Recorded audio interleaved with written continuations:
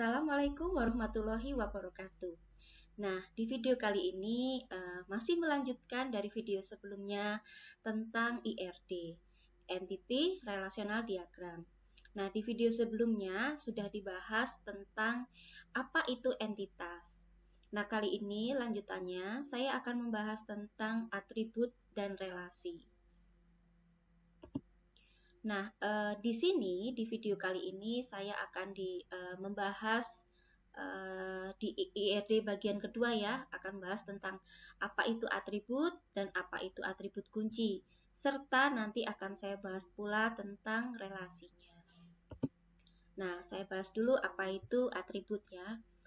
Menurut definisi, atribut itu adalah semua informasi yang berkaitan dengan entitas atau disebut dengan properti dari objek atau entitas. Nah, di video sebelumnya saya sudah menjelaskan apa itu entitas ya. Saya harap Anda sudah memahami tentang entitas. Nah, di atribut sini nanti akan mendeskripsikan tentang entitas tersebut. Dia juga bisa menghitung entitas, mengklasifikasi entitas, dan menentukan entitas. Jadi nanti atribut ini akan memiliki nilai tunggal.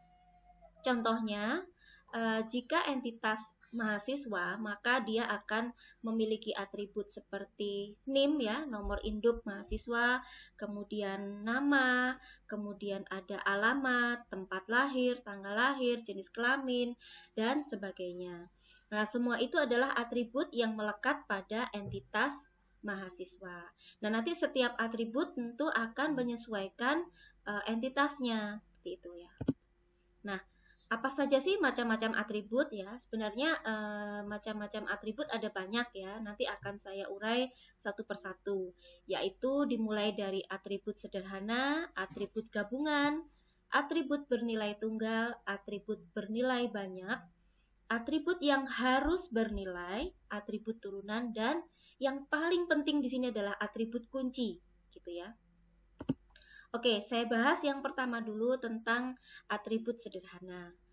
Atribut sederhana atau biasa disebut dengan simple atribut, ini adalah suatu jenis atribut yang nilainya tidak dapat dibagi lagi atau dipilah lagi atau dipecah-pecah lagi menjadi atribut yang lebih kecil. Contohnya ada atribut harga. Jadi misalnya begini, ada suatu entitas barang gitu ya pada suatu IRD-nya penjualan toko lah ya gitu ya, ada suatu IRD-nya toko memiliki entitas barang, di mana di dalam entitas barang salah satunya ada atribut harga. Nah, harga tersebut akan dimiliki oleh satu barang tersebut, jadi dia nilainya sudah tidak bisa dipisah-pisah lagi gitu ya. Ada juga diskon misalnya, barang tersebut terdapat diskon sekian persen. Nah, diskonnya itu juga merupakan atribut sederhana. Nah, kemudian yang kedua ada atribut gabungan.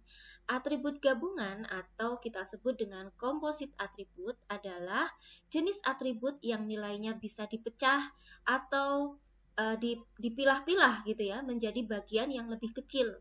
Contoh, ada atribut alamat gitu ya. Misalnya di entitas mahasiswa ada atribut alamat, ini masih bisa dipecah menjadi 4 bagian. Contohnya ada nomor jalan, kota, provinsi, kode pos. Nah, ini sebenarnya masih dalam satu atribut, hanya namanya alamat gitu ya, nama atributnya. Hanya saja dia bisa dipilah lebih kecil lagi sesuai dengan kebutuhannya masing-masing, nomor jalan, kota, provinsi, kode pos, seperti itu.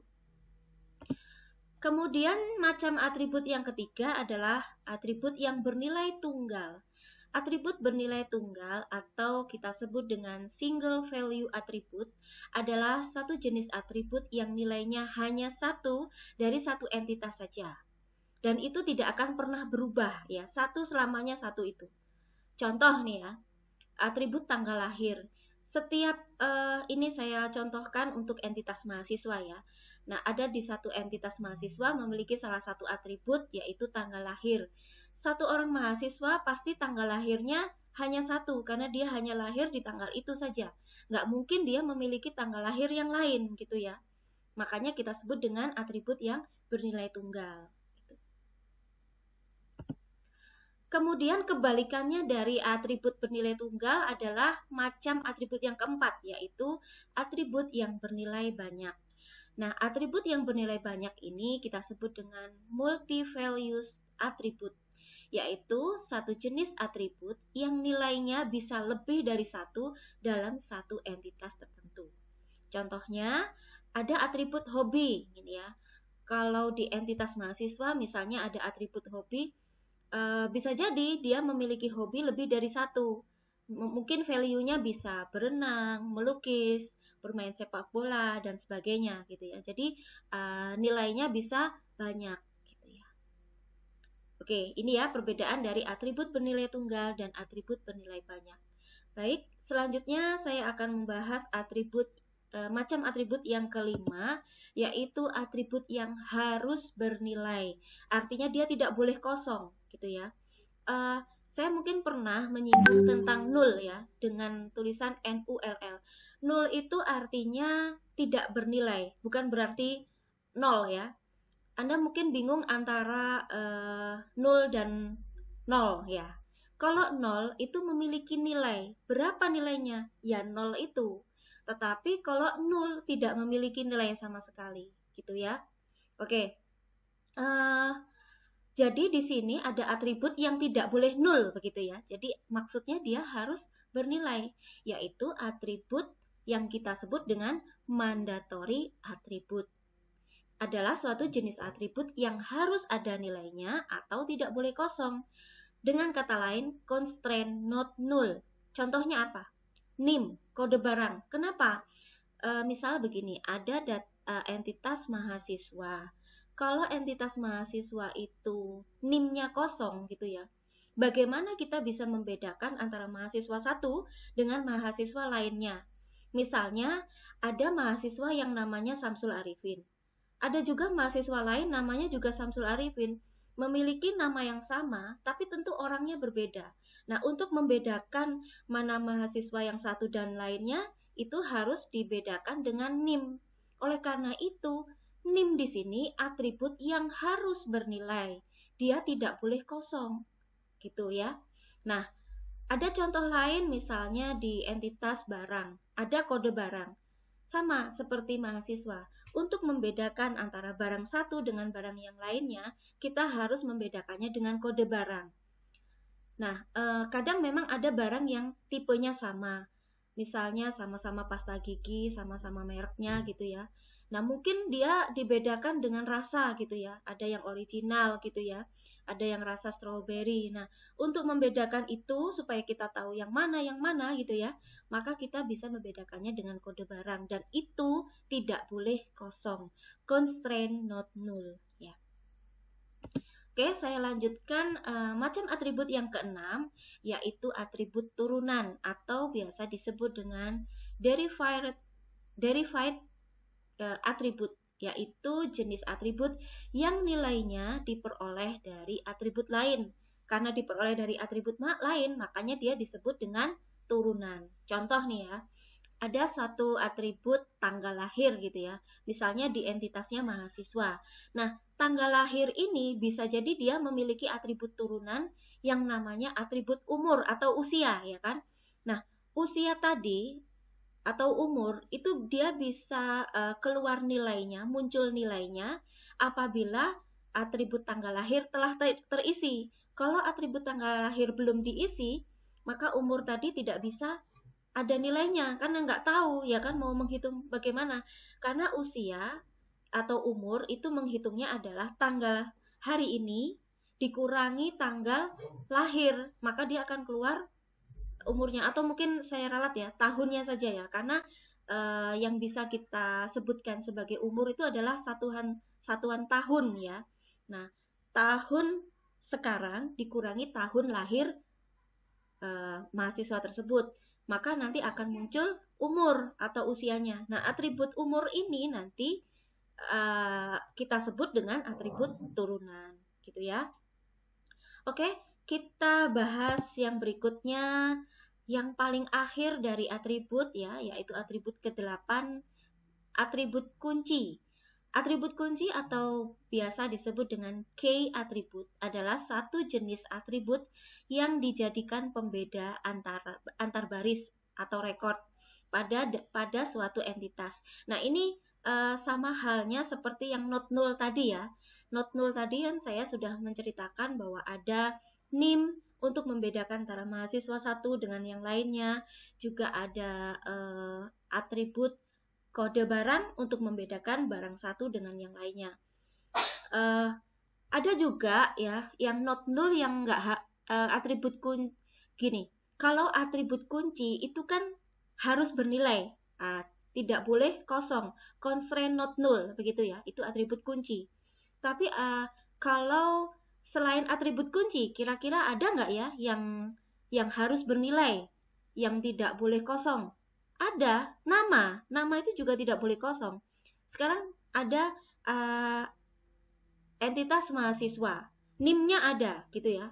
NIM ini kan sebagai atribut kunci, NIM-nya ada. Tetapi namanya nggak ada gitu ya. Bagaimana kita bisa mengetahui untuk NIM ini miliknya siapa, begitu kan? Nah, itu salah satu contoh tidak boleh kosong atau harus bernilai atau biasa disebut dengan constraint not null. Nah, kalau atribut kunci itu sudah pasti dia constraint not null. Hanya saja dia fungsinya untuk membedakan antara rekod satu dengan rekod lainnya. Kalau di entitas mahasiswa untuk membedakan antara mahasiswa satu dengan mahasiswa lainnya. Kalau di barang, di entitas barang untuk membedakan barang satu dengan barang lainnya. Nah, atribut kunci ini dia harus unik. Maksudnya isinya, value-nya tidak boleh sama satu dengan lainnya. Jadi kalau NIM 001 misalnya sudah menjadi miliknya si Rini, maka nanti 002 jangan jadi miliknya Rini lagi. Jadi cukup satu kunci untuk satu orang, begitu. Ataupun sebaliknya, satu kunci jangan sampai lebih dari satu orang. Jadi satu lawan satu kunci untuk satu nama. Begitu juga dengan kode barang ya kan, untuk satu kode barang untuk satu barang seperti itu. Karena fungsinya untuk membedakan record atau baris satu dengan lainnya. Baik, itu tadi penjelasan saya tentang macam-macam atribut. Nah, di samping macam-macam atribut, ada juga jenis atribut kunci. Sekarang saya membahas tentang atribut kunci. Kan tadi saya sudah membahas macam atribut kunci atau key atribut ya. Nah, sekarang di key atribut juga memiliki jenis-jenis lagi gitu ya. Ada 4 jenis yang bisa kita pelajari. Yang pertama kita sebut dengan super key. Super key, kemudian juga ada kandidat key. Kalau kandidat key, nanti di sini ada jenisnya yaitu primary key dan alternative key. Nah, kemudian ada juga foreign key. Foreign key ini kunci tamu ya. Foreign itu kan kalau diartikan secara harfiah artinya asing ya. Jadi asing itu maksudnya dia tidak berada di dalam entitas tersebut, mengambil dari entitas lain, maka dia menjadi foreign key. Kemudian juga ada composite key. Nanti akan saya jelaskan secara detail. Sebelumnya saya kasih tahu dulu bahwa lambang atribut itu berbentuk oval gitu ya. Kemudian ada nama di dalamnya, nama atribut tersebut. Nah, setiap nama atribut key atau kunci selalu ditandai dengan garis bawah. Kalau tidak ada garis bawahnya berarti dia bukan key. Seperti itu ya penggambarannya. Oke, saya bahas jenis atribut key yang pertama ya. Ada super key. Super key merupakan satu atau kumpulan atribut yang secara unik mengidentifikasi sebuah baris di dalam relasi atau himpunan dari satu atau lebih entitas yang dapat digunakan untuk mengidentifikasi secara unik sebuah entitas dalam entitas set. Nah, coba dipahami dulu definisinya ini. Nah, contohnya dari super key adalah entitas jadwal kuliah nih ya, ada jadwal kuliah.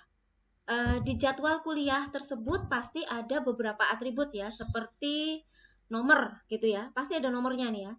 Kemudian ada jam, ada mata kuliah, ada dosen, dan ada ruang. Sekarang begini, misalnya pada hari Senin gitu ya, pada jam 8 pagi, ada mata kuliah sistem basis data. Dosennya Ibu Dini Wahyu.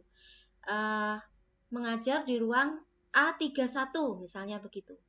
Nah, rangkaian yang saya sebut tadi, ada jam 08.00, mata kuliahnya sistem basis data, nama dosennya Dini Wahyu, ruangnya A31 misalnya. Rangkaian ini tidak mungkin sama dengan rangkaian lainnya, benar nggak? Coba dipikirkan, seandainya ada record lain yang sama persis seperti ini, apa iya mungkin Bu Dini itu ada dua, ya kan, mengajar dua mata kuliah yang sama persis, berada di ruang kuliah yang sama persis, di jam yang sama persis? Tidak mungkin kan ya. Kalaupun mungkin mata kuliah sistem basis data dosennya Bu Dini mengajar di ruang A31, tetapi di jam lain mungkin masih bisa gitu ya, masih ada kemungkinan. Nah, inilah yang disebut dengan rangkaian K atau kita sebut dengan super K gitu ya. Kita lanjutkan untuk jenis K yang kedua, yaitu kandidat K. Kandidat K sudah saya sebutkan tadi ada dua ya, yaitu primary K dan alternative K. Kalau primary K merupakan kandidat K yang memang sengaja dipilih untuk mengidentifikasikan setiap baris-baris data secara unik dalam suatu relasi.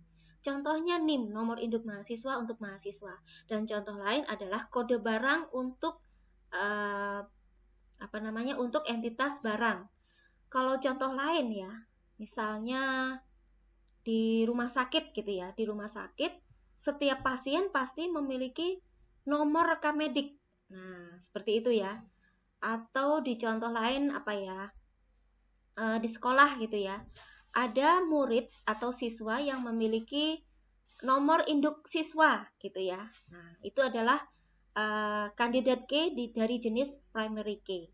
Contoh lain dari alternatif K, ini merupakan kandidat K yang tidak dipilih sebagai primary K secara sengaja. Dia hanya kebetulan saja dia bisa menjadi K gitu ya, tapi dia tidak dipilih. Contohnya nomor KTP. Sekarang begini, nomor KTP atau nomor induk kependudukan ya, saya bilangnya nomor induk kependudukan, itu tentu bagi seluruh bangsa Indonesia, maksudnya masyarakat di Indonesia, antara satu orang dengan lainnya tentu berbeda ya, nggak mungkin sama gitu ya. Nah, tetapi kalau kita mau memasukkan nomor KTP tadi ke dalam entitas mahasiswa, bisa saja gitu ya, karena mahasiswa pasti memiliki nomor KTP, ya kan? Tetapi nomor KTP ini bukan primary K, yang menjadi primary K kan NIM-nya tadi, NIM-nya menjadi primary K. Tapi bisa jadi nomor KTP ini menjadi alternatif lain apabila primary key-nya itu tidak digunakan gitu ya. Misalnya menggunakan alternatif. Namanya saja alternatif ya. Maka dia akan menjadi key bila mana perlu, tapi dia tidak seharusnya gitu ya, tidak dipilih gitu ya. Bukan sesuatu yang harus menjadi key gitu. Tapi bisa gitu ya. Oke. Saya kira cukup jelas ya tentang kandidat K.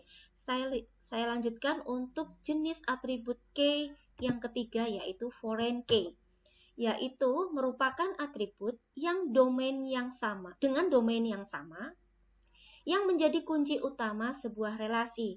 Tetapi pada relasi lain, atribut tersebut hanya sebagai atribut biasa.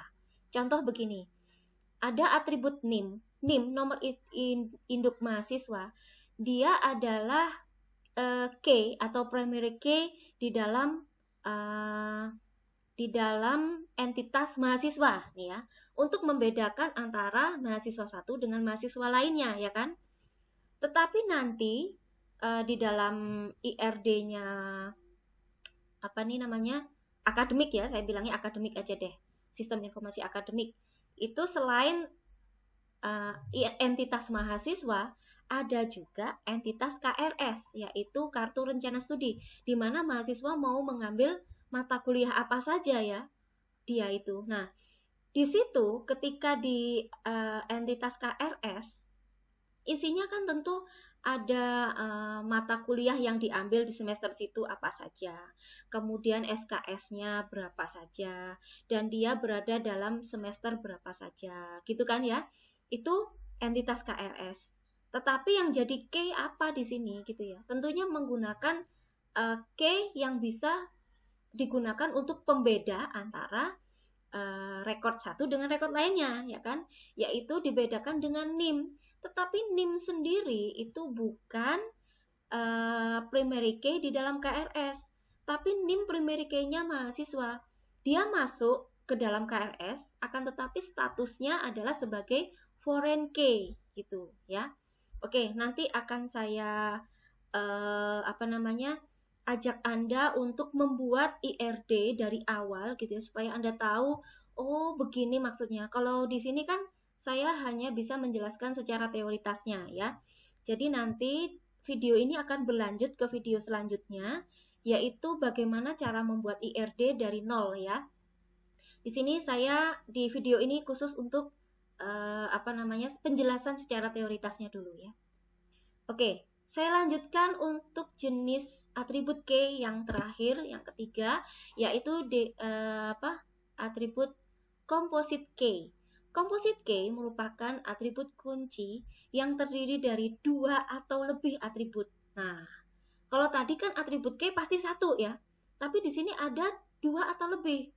Nah, atribut tersebut tidak berdiri sendiri dan tidak menjadi identitas setiap baris. Namun jika dirangkai, dia akan menjadi identitas baris gitu ya.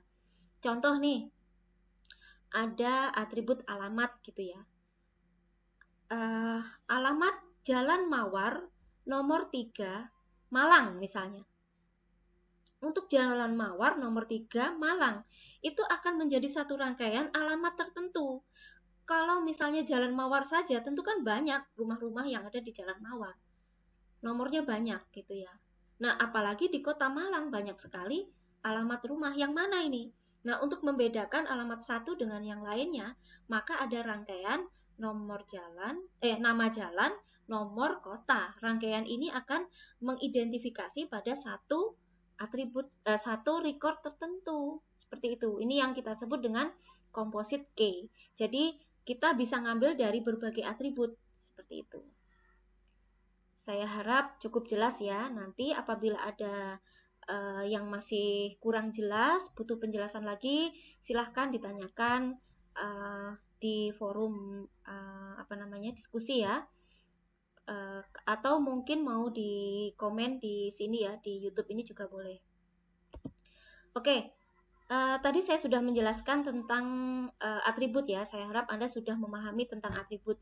Karena kalau belum dipahami, kita tidak bisa lanjut ke tahap berikutnya. Di sini saya akan membahas tentang relasi. Oke. Relasi ya. Relasi atau dengan kata lain, relationship adalah perekat yang menyatukan antara komponen-komponen yang berbeda di dalam diagram IRD. Komponen yang dimaksud sini adalah entitas ya, entitas satu dengan lainnya yang nanti akan ada relasi. Nah, lambangnya adalah belah ketupat. Ada dua jenis relasi kuat dan relasi lemah. Bedanya kalau dari segi lambang, relasi kuat itu garisnya satu, tapi relasi lemah garisnya double. Oke, ini adalah salah satu contoh IRD, ini ya. Kalau sudah digambarkan seperti ini, saya punya dua entitas, di mana dua entitas tersebut bernama donatur dan buku, gitu ya. Ini adalah dua entitas yang berbeda, di mana dua entitas ini memiliki atributnya masing-masing. Untuk donatur memiliki atribut K di sini adalah ID donatur. Dia juga memiliki atribut nama donatur, alamat, dan pekerjaan. Begitu juga dengan entitas buku, dia juga memiliki atribut. Kebetulan jumlahnya sama-sama 4 atributnya ya. Di sini atribut K-nya adalah ID buku yang ada garis bawahnya ya. Nah, ID buku ini menjadi primary key-nya si entitas buku. Dan buku memiliki atribut lainnya, ada judul, ada pengarang, dan ada penerbit. Nah, seperti itu ya. Nah, di sini ada lambang belah ketupat di tengahnya. Di sini adalah relasi, relasinya sumbang. Jadi nanti membacanya begini. Donatur menyumbang buku. Gitu ya. Nanti kalau kita bacanya dibalik juga boleh. Buku disumbang oleh donatur, seperti itu. Nah, ini adalah contoh dari IRD yang paling sederhana ya. Kemudian ada notasi ya, notasi IRD. Seperti yang tadi saya sebutkan bahwa entitas itu dilambangkan dengan persegi panjang gitu ya. Nah, kalau tadi sudah saya sebut bahwa persegi panjang yang garisnya tunggal adalah strong entity atau entitas kuat. Ada juga entitas lemah atau weak entity yang lambangnya persegi panjang dengan garis double. Begitu juga dengan relationship, ada yang tunggal dan ada yang double ya. Kemudian ada lagi associative entity ya. Ini nanti ada relasi yang lebih dari dua entitas. Biasanya kan relasi itu hanya menengahi antara dua entitas satu dengan lainnya. Nanti ada yang 3 gitu ya. Yang lambangnya ada persegi panjangnya dan ada belah ketupatnya, tapi ini jarang terjadi, sangat jarang terjadi. Kemudian atribut ini sebenarnya ada 3 jenis ya. Atribut yang biasa, ada yang multi-value atribut, jadi atribut yang bernilai banyak, dan juga ada derived atribut, jadi atribut lemah gitu ya, yang dia tergantung oleh atribut lainnya. Nah, yang ini nih, yang tadi saya sebut di sini yang associated entity. Nah, ini di gambar ini ada. Di sini di bagian kanan bisa Anda lihat entitasnya ada 3 ya. Oke, mungkin saya bahas yang awal dulu, yang paling kanan ya. Yang paling kanan ini kita di slide ini kita sedang membaca tentang derajat relasi. Yang paling kiri gitu ya, ada satu entitas yang dia terhubung dengan dirinya sendiri. Ini kita sebut dengan unary, yaitu satu entitas yang berhubungan dengan entitas lain yang sejenis. Contohnya begini. Ada satu entitas namanya entitas pegawai begitu ya. Entitas pegawai dalam suatu perusahaan. Tentunya di suatu perusahaan tuh pasti ada yang namanya pimpinan, ada yang namanya anak buah gitu ya. Dari berbagai divisi. Begitu ya. Nah, pimpinan itu kan termasuk pegawai juga, anak buah juga pegawai. Dan pimpinan antara pimpinan dan anak buah semua disimpan dalam satu entitas yang namanya pegawai. Nah, kalau ingin tahu pimpinan ini anak buahnya siapa saja, atau dibalik, anak buah ini siapa sih pimpinannya? Nah, itu bisa menggunakan entitas unary, ya. Kemudian yang kedua ada hubungan dua entitas yang berlainan jenisnya. Contohnya yang tadi itu ya. Contoh di slide saya ini ya. Donatur dengan buku. Itu kan suatu entitas yang berbeda, ada 2. Donatur menyumbang buku, buku disumbang oleh donatur, seperti itu. Itu ada 2. Tapi nanti juga bakal ada 3 gitu ya. 3 ini contohnya gimana ya? Misalnya nanti akan ada lain ya. Misalnya gini, kalau di akademik ya, ada mahasiswa, ada dosen, ada mata kuliah. Nih, misalnya gitu ya. Jadi ada satu jadwal lah, bisa kita bilang jadwal aja ya. Ada suatu perkuliahan gitu ya. Perkuliahan untuk kelas apa ya? Kita nyebutnya kelas 351 lah gitu ya. Nah, di kelas itu mahasiswanya siapa saja sih? Nah, kita bisa melihat berdasarkan entitas mahasiswa. Oh, mahasiswanya ini. Nah, kelas A31 ini mata kuliahnya apa? Oh, mata kuliahnya sistem basis data gitu ya. Siapa sih dosennya? Oh, Bu Dini. Karena bisa jadi ada mata kuliah yang sama, dosennya beda. Dan mahasiswanya beda. Bisa jadi begitu. Atau mungkin mahasiswa dan dosennya sama di mata kuliah yang beda. Nah, ini. Seperti ini kita sebut dengan ternary. Ada 3 entitas yang berlainan jenis, tapi bisa terhubung satu dengan lainnya. Oke, selanjutnya ada kardinalitas relasi. Kalau di sini, di gambar ini saya tidak menggambarkan kardinalitas ya. Kardinalitas itu seperti ini contohnya ya. Satu orang donatur menyumbang banyak buku. Ada banyak buku yang disumbang oleh satu orang donatur. Nah, seperti itu. Itu adalah kardinalitas. Nah, kita pelajari di slide ini ya.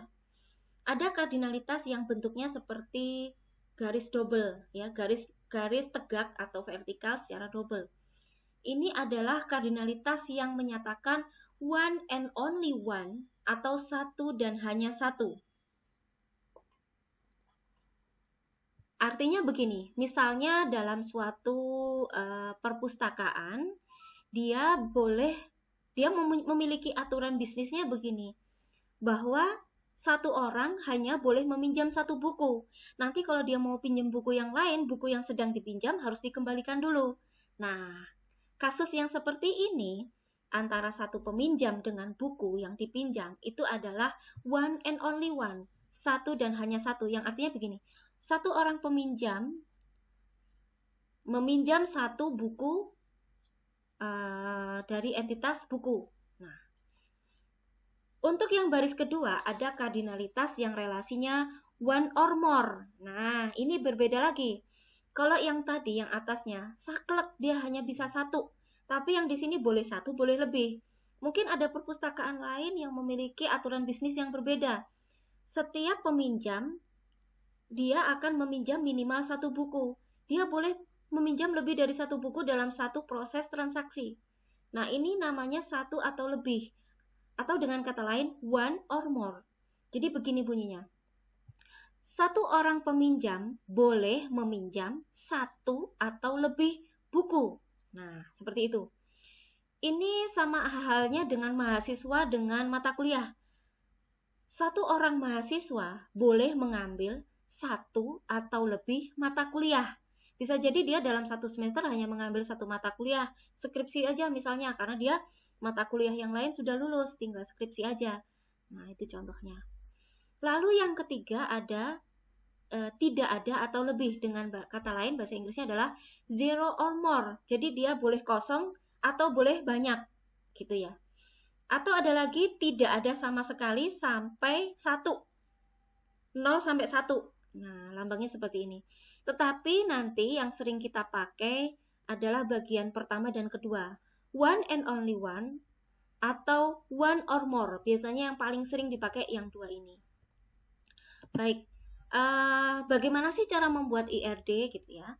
Untuk membuat IRD, langkah-langkahnya di sini saya coba merangkum ya. Ada 7 langkah. Pertama, cara membuat IRD, kita harus mengumpulkan informasi. Kita mau bikin IRD apa sih gitu? Misalnya perpustakaan. Perpustakaan itu apa saja sih yang harus dilakukan di sana?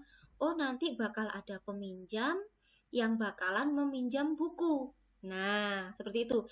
Berarti langkah kedua kita sudah bisa menentukan entitasnya.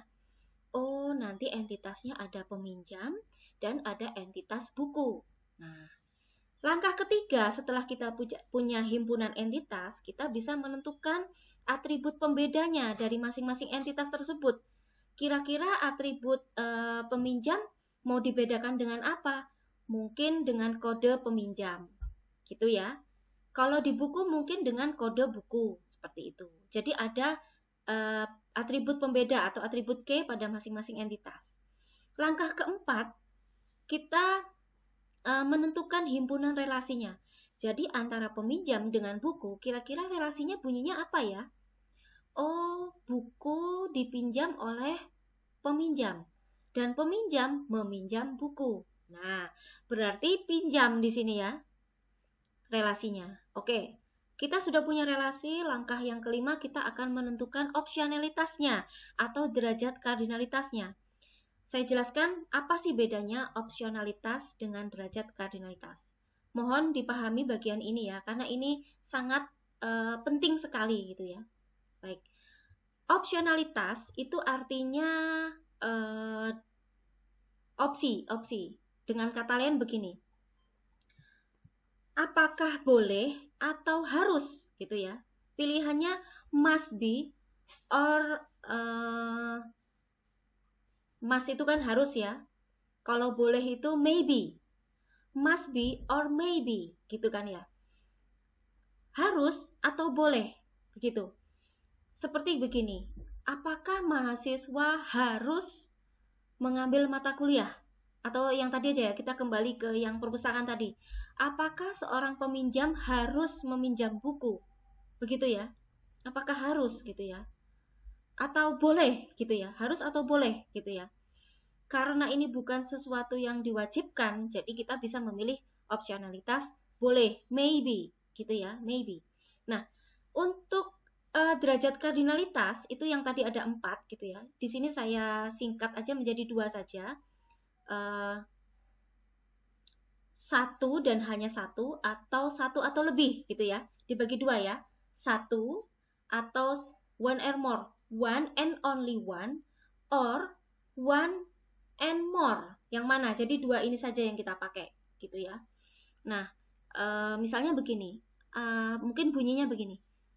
Seorang peminjam boleh meminjam 1 atau lebih buku. Nah, jadi satu kalimat ya. Padahal tadi hanya sebuah gambar, entitas, relasi, dikasih opsionalitas, dikasih derajat, akhirnya bunyi. Satu orang peminjam boleh meminjam 1 atau lebih buku. Nah, seperti itu ya. Mungkin nanti saya coba gambarkan ya. Di pertemuan selanjutnya saja ya, di video selanjutnya sambil kita praktek bagaimana cara membuat IRD ya. Oke, kita lanjutkan di langkah ke-6.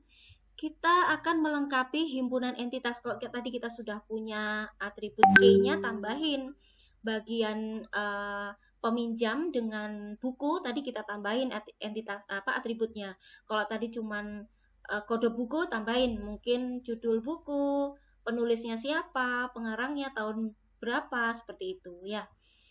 Kemudian yang terakhir baru kita mapping IRD ke dalam tabel. Jadi kita gambarkan gitu ya. Oke, ada 7 langkah ini yang akan kita kerjakan di video selanjutnya. Silahkan Anda ikuti di video selanjutnya. Nah, ini saya kasih contoh yang paling lengkap ya. Tadi yang saya bilang ada, kalau ini di sini kardinalitasnya MM ya, yang artinya many to many. Berarti ada banyak anggota yang bisa meminjam banyak buku kalau di sini ya. Nah, di sini anggota sudah memiliki atribut ID anggota, nama anggota, alamat anggota, nomor telepon anggota, dan buku juga memiliki nomor buku, judul buku, pengarang, dan tahun penerbit. Nah, di sini ada relasi yang namanya meminjam. Relasi di sini memiliki